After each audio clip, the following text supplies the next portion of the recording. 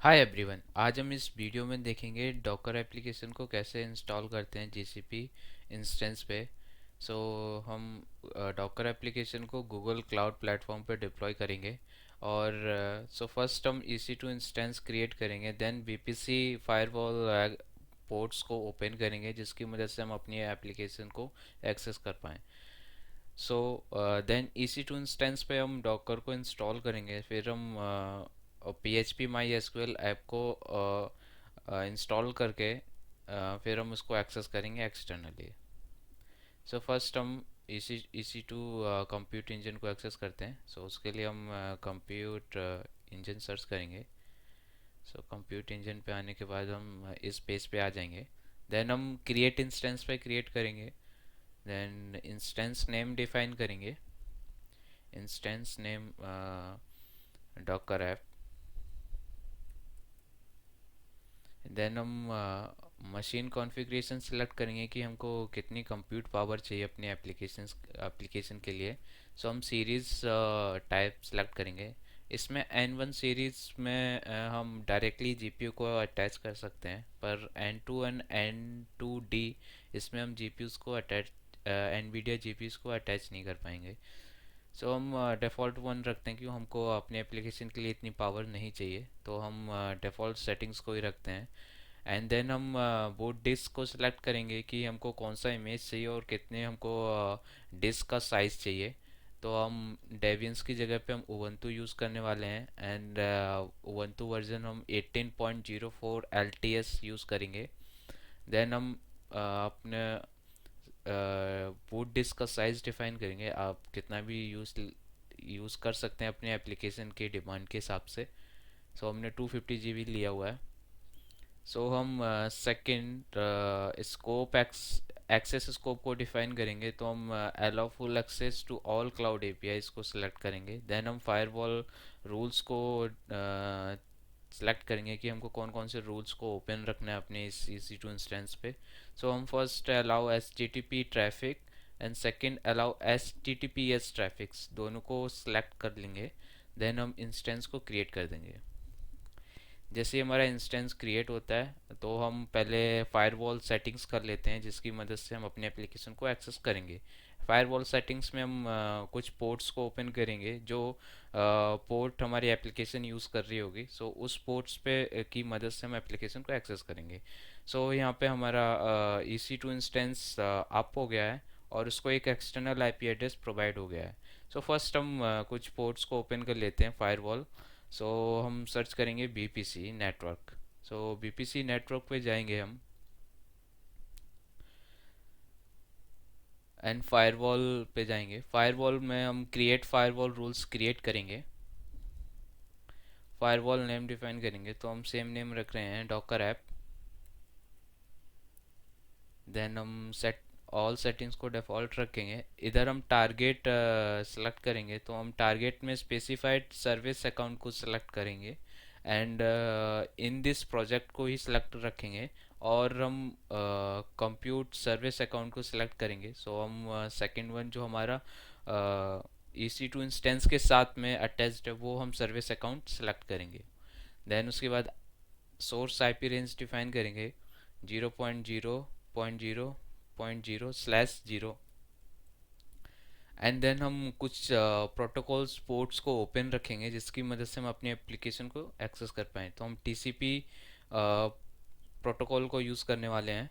हम इसमें एक रेंज डिफाइन कर देंगे कि इस रेंज के बीच में जितने भी पोर्ट्स होंगे वो हम EC2 इंस्टेंस में एक्सपोज रहेंगे, हम उसके थ्रू उस EC2 इंस्टेंस को एक्सेस कर सकते हैं। 5000 हाइपन 9 8800। ये पोर्ट्स, इसके बीच में जितने भी पोर्ट्स होंगे वो ओपन रहेंगे। हम क्रिएट कर देते हैं। Okay, firewall Docker hyphen app ये ऑलरेडी एग्जिस्ट है, हम तो उसको वन कर देते हैं एंड क्रिएट कर देते हैं। हमारा फायरवॉल रूल क्रिएट हो गया। देन हम EC2 कंप्यूट पे वापस जाएंगे। हम सर्च करेंगे कंप्यूट इंजन। सो हम कंप्यूट इंजन पे अपने EC2 इंस्टेंस को सिलेक्ट करेंगे और उसको एडिट करेंगे। डॉकर ऐप, एडिट, एडिट में हम फायरवॉल सेक्शन में जाएंगे और इसमें हम वो नेटवर्क टैग अटैच कर देंगे जो हमने फायरवॉल में क्रिएट किया है, डॉकर ऐप 1। सो ये हमने नेटवर्क टैग अटैच कर दिया। सो वो फायरवॉल इस EC2 इंस्टेंस के साथ में अटैच्ड हो गए हैं। अब हम जितने भी पोर्ट्स ओपन हमने ओपन किए हैं वो सारे पोर्ट्स इस EC2 इंस्टेंस पे ओपन रहेंगे।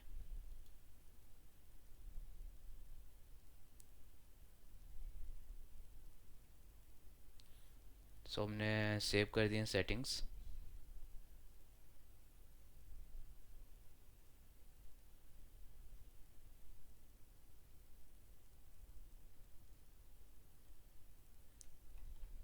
सो सेटिंग्स सेव हो गए हमारे। एंड हम इस EC2 इंस्टेंस को कैसे एक्सेस करेंगे, तो हम रिमोटली एक्सेस करेंगे। तो रिमोटली एक्सेस करने के लिए हम SSH कनेक्शन का यूज़ करेंगे। तो हम SSH कनेक्शन से उसके टर्मिनल पे एक्सेस करेंगे। सो हम SSH रिमोट एक्सेस पे क्लिक करेंगे। सो ये एक न्यू विंडो पॉप हो जाएगा जिसमें इस EC2 इंस्टेंस का टर्मिनल हमको एक्सेस करने को मिलेगा।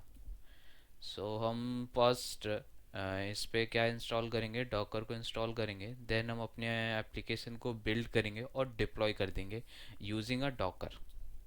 सो डॉकर इंस्टॉलेशन के लिए मैंने एक Docker setup dot H S file create किया हुआ है। सो हम इसको वन बाई वन कमांड्स को रन करेंगे जो सूडो के साथ में लिखे हुए हैं।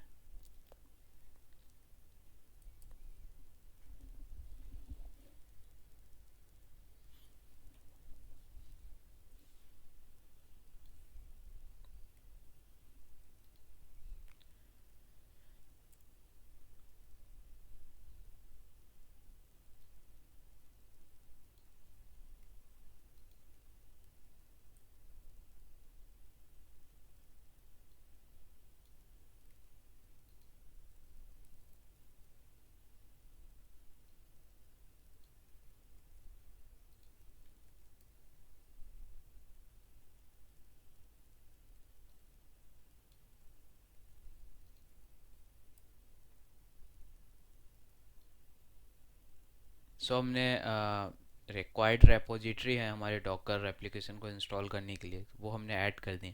अब हम इस कमांड से डॉकर को इंस्टॉल करेंगे। डॉकर के साथ में डॉकर इंजन और कंटेनर डॉट आईओ इंस्टॉल होगा जिसकी मदद से हम कंटेनर क्रिएट करके डॉकर इमेज को रन कर पाएंगे।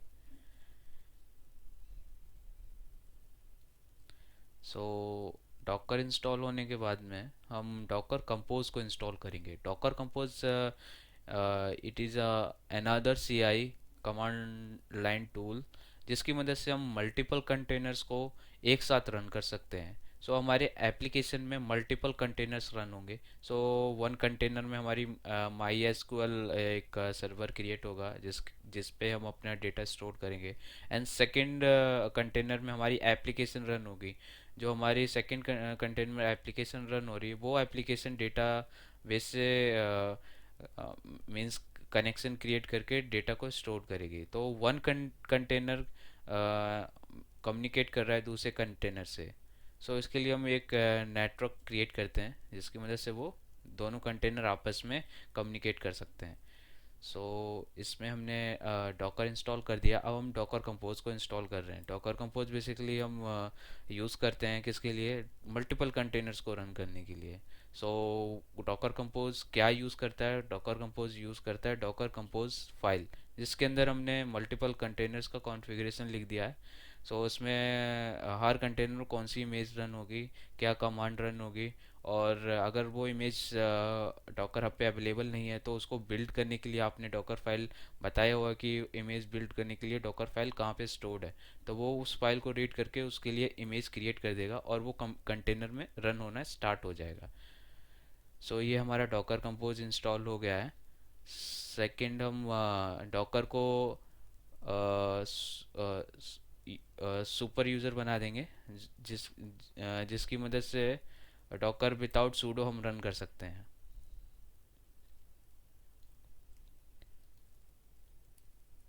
सो हमने डॉकर को सुपर यूज़र बना दिया है, यूज़र के साथ में ऐड कर दिया, जिसका मतलब डॉकर विदाउट सूडो कमांड के हम रन कर सकते हैं।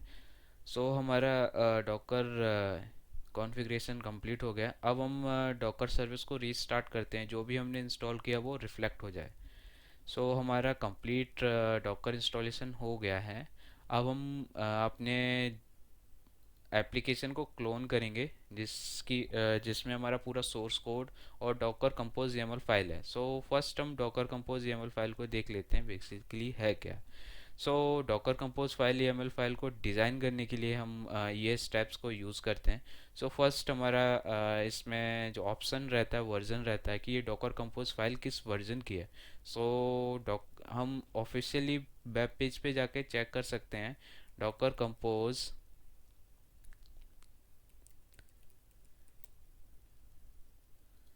Docker compose overview. सो यहाँ पे आप चेक कर सकते हैं Docker compose YAML file look likes this. इस तरीके से हम डॉकर कंपोज YAML फाइल को डिज़ाइन करते हैं। तो वर्जन 3.9 इसमें हमने डिफाइन किया हुआ है। सो हम कौन सा वर्जन यूज़ कर रहे हैं उधर, 2। फिर उसके बाद एक सेकंड ऑप्शन आता है हमारा सर्विसेज। इस डॉकर कंपोज कौन सी सर्विसेज को रन करेगा। हम सर्विसेज के अंदर डिफाइन करते हैं कौन सी सर्विसेज रन होने वाली हैं। इसमें हमारी बैब एप्लीकेशन रन होगी, फिर उसके बाद रेडिस रेडिस डेटाबेस रन होगा, और वॉल्यूम्स हमने डिफाइन किए कौन से वॉल्यूम्स के साथ में हम कम्युनिकेट कर सकते हैं, डेटा स्टोर कर सकते हैं लोकल और डॉकर इमेज के साथ में। ये डॉकर कंपोज YAML इस तरीके से हम डिज़ाइन करते हैं। ये पूरा डॉक्यूमेंटेशन दिया हुआ है, इसकी मदद से आप रेफ़र कर सकते हैं। आप अपनी एप्लीकेशन के लिए जो एप्लीकेशन आपकी है उसमें मल्टीपल माइक्रो सर्विसेज को कैसे कॉन्फ़िगर करेंगे, तो आप इसकी मदद से कर सकते हैं। क्योंकि इसमें माइक्रो सर्विसेज क्या है बेसिकली, इसमें माइक्रो सर्विसेज हैं, आपकी एक एप्लीकेशन रन हो रही है और एक रेडी सर्विस रन हो रही है, एंड और भी आप मल्टीपल माइक्रो सर्विसेज डिफाइन कर सकते हैं इसमें। ये था डॉकर कंपोज के बारे में। आप इस डॉक्यूमेंट के थ्रू जाएंगे, आपको कंप्लीट डॉक्यूमेंटेशन मिल जाएगा। ओके। ये था, हम इसमें दो एप्लीकेशन यूज़ कर रहे हैं, मीन्स सर्विसेज यूज़ कर रहे हैं, बैब और डेटाबेस। ये हम यूज़ करने वाले हैं। हम इसको क्लोन करेंगे। क्लोन करने के लिए हम वापस से अपने टर्मिनल पे जाएंगे।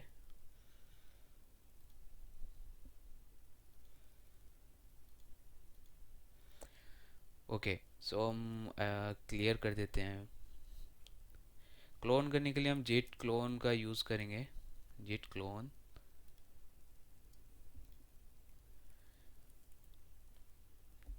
हमारी एप्लीकेशन क्लोन हो गई। हम इस फोल्डर के अंदर जाएंगे, PHP, और इसके अंदर जो भी फाइल्स हैं वो हम इधर देख सकते हैं।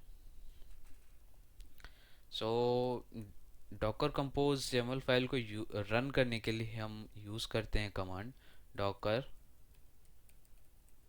Docker compose up. बेसिकली ये हमारी एप्लीकेशन रन हो जाएगी, Docker compose up. Basically Docker compose up करने पे हमारी जो भी डिपेंडेंसीज हैं वो बिल्ड होंगी। अगर डॉकर हम इमेज हमने डॉकर हब से यूज़ नहीं कर रहे हैं, हम लोकली बिल्ड कर रहे हैं, तो वो फर्स्ट लोकली बिल्ड करेगा, देन उसके बाद वो इमेज को डॉकर कंटेनर बना के उसमें रन कर देगा। सो इस केस में हम ओनली वन इमेज को हम यूज़ कर रहे हैं फ्रॉम डॉकर हब। कौन सी इमेज है हमारी, माई एसक्यूएल लेटेस्ट। और वेब एप्लीकेशन हम बिल्ड करेंगे। बिल्ड करने के लिए हमने इसमें डिफाइन किया है कॉन्टेक्स्ट में कि आप इस फोल्डर में जाइए, आपको डॉकर फाइल मिलेगी, और उस डॉकर फाइल की मदद से आप ये पूरी एप्लीकेशन को बिल्ड कर दीजिए। डॉकर फाइल में स्टेप्स लिखे हुए हैं कि आप इस पूरे वेब एप्लीकेशन को कैसे बिल्ड करेंगे। बिल्ड करके आप एक इमेज क्रिएट कर देंगे, वो इमेज कंटेनर में रन होगी। वो आइसोलेटेड रहेगी हमारे इस उबंटू इन्वायरमेंट से। ओके। हम डॉकर कंपोज अब करने वाले हैं। ओके, सो हमको सूडो यूज़ करना होगा। जैसे हम डॉकर कंपोज आप करेंगे, इसने माई एसक्यूएल ऐप को डाउनलोड किया कहाँ से, डॉकर हब से। ये था मीन्स हमने डॉकर हब पे ऑलरेडी माई एसक्यूएल इमेज रखी हुई है। देन हम सेकंड बिल्डिंग अ बैब, हमने बैब में बताया कि हम ये बैब एप्लीकेशन को कैसे बिल्ड करेंगे, इमेज कैसे क्रिएट करेंगे। सो हमने कॉन्टेक्स्ट में डिफाइन कर दिया कि पीएचपी ऑनलाइन शॉपिंग सिस्टम, आप इस फोल्डर में जाएंगे। देन उसके बाद डॉकर फाइल मिलेगी, उसकी मदद से जो ये स्टेप्स रन हो रहे हैं, बिल्ड हो रही है हमारी ये इमेज, बिल्ड हो रही है। सो डॉकर फाइल में जो भी स्टेप्स लिखे हैं वो रन हो रहे हैं अभी। जैसे ये कंप्लीट हो जाएगा, देन उसके बाद हमारी एप्लीकेशन स्टार्ट हो जाएगी रन होना।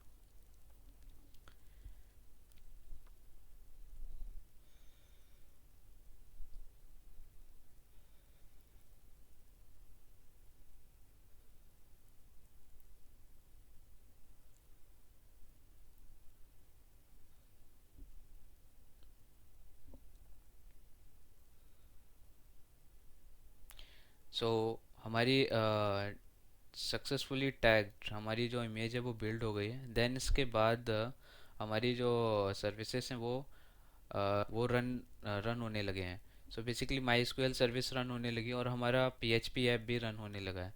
सो अभी हम क्या करेंगे, इस एप्लीकेशन को एक्सेस करेंगे। तो एक्सेस करने के लिए हम कैसे एक्सेस करेंगे इसको, हम जाएंगे इसमें अपने EC2 इंस्टेंस पे, जो इसका एक्सटर्नल आईपी एड्रेस है उसकी मदद से हम इस एप्लीकेशन को रन करेंगे। क्यों कर पाएंगे, क्योंकि हमने फायरवॉल पोर्ट्स को ओपन रखा हुआ है। बेसिकली हमारी जो एप्लीकेशन है वो 8008 पे रन हो रही है। लीजिए, हम एप्लीकेशन को रन कर पा रहे हैं। ये आईपी एड्रेस है और कोलन 8080। हम जब ब्राउज़ करेंगे तो हम ये एप्लीकेशन को एक्सेस कर पाएंगे। ये एक डमी डेटा हमने इसमें, मतलब पीएचपी एप्लीकेशन डिज़ाइन किया हुआ है। तो इधर से हम चेक भी कर सकते हैं, पेजेस को ब्राउज भी कर सकते हैं।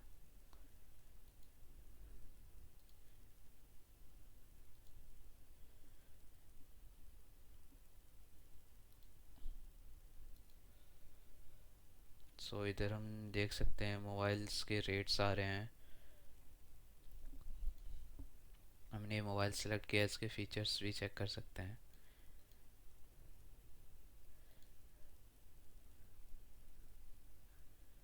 और ऐड टू द कार्ड भी कर सकते हैं। कार्ड में ऐड हो गया है। अब हम इसको चेक एडिट कर सकते हैं। रेडी टू चेक आउट, इधर हमको रजिस्टर्ड करना होगा, तभी हम इसको चेकआउट कर। इस वीडियो में हमने सक्सेसफुली एक ई कॉमर्स ऐप को डॉकर की मदद से हमने डिप्लॉय कर दिया है EC2 इंस्टेंस पे। हमने फर्स्ट क्या किया, EC2 इंस्टेंस को क्रिएट किया, BPC नेटवर्क में जाके फायरवॉल एक्सेस जो रूल्स हैं हमने वो डिफाइन कर दिए कि कौन से पोर्ट्स ओपन रहेंगे इस EC2 इंस्टेंस के लिए। देन हमने EC2 इंस्टेंस के टर्मिनल पे हमने की मदद से हमने डॉकर इंस्टॉल किया, फिर डॉकर कंपोज को इंस्टॉल किया। डॉकर कंपोज की मदद से हमने एप्लीकेशन को रन किया। डॉकर कंपोज ने क्या किया कि जितने भी सर्विसेज हमने डॉकर कंपोज YAML फाइल में डिफाइन किए हैं वो रन कर दिए हैं। ओके गाइज, इस वीडियो में इतना ही। बने रहिए हमारे साथ, stay tune, stay safe. Thank you guys.